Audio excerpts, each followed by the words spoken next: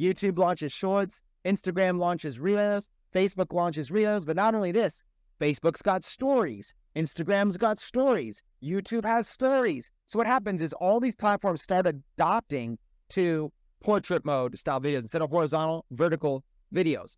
And vertical videos become all the rage. Then what happens is, then it becomes the great debate. Which is better? Long form videos versus short form videos, wide videos versus like landscape mode versus portrait mode. It becomes this big debate. The answer is both are important and there is no debate. The debate has been solved for quite a while right now. There's no debate to be in. They both have their role. They're both important. Right now, for example, I am doing a horizontal long form video. I think that right now, this is the format that works for this. I would venture to say that even if you're watching on your phone, because it's long form, it's not a hassle to turn your phone like that, right? It's not a hassle. But I got Atlas fighting a lion on my little thing. It's not a hassle, right?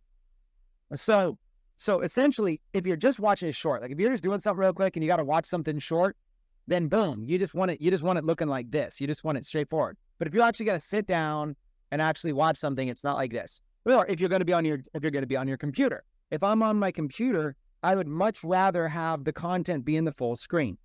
When you're creating content, the first thing you have to know is you have to know what content belongs where. Long form content has its place. Now, the problem with long form content is not the live. The live experience is great for long form. This is great. We're doing everything right. It's the replay experience that starts to become difficult. Now, let me explain to you several reasons why the replay experience becomes difficult. Number one, throughout a long form session like this, there's probably going to be a lot of fluff. How many times have you ever been on a Zoom and somebody does introductions? Hey, everybody, let me know where you're from. Oh, hey, look, you're from Kansas, you're from North Dakota, you're from Hawaii, you're from whatever. You understand, like that's a live experience. That's cool. I'm on live. The speaker is interacting with me live. But how valuable is that for the replay viewer? Like, does that benefit in any way whatsoever the replay viewer? Or does the replay viewer kind of say, be honest with me, when you're a replay viewer, aren't you kind of wanting to skip the fluff a little bit, like a little bit more? When you're a replay viewer, you kind of want to get to the meat and potatoes a little bit more. That's how I am, right?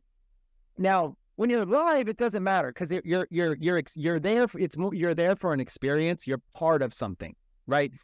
But if you're watching, like, okay, perfect example. Let's say that you go live to a sporting event, like a boxing match, a UFC match, a baseball game, a football game, whatever. Well, you're going to get to experience a lot of stuff that's not going to make the highlight reel, right? But like if you weren't there live at the game, do you really need to see when you're watching the replay of the game, you just want to see the highlights. You want to see the main things. And even if you're going to watch the whole game, do you really need to see like what they did as part of their halftime entertainment?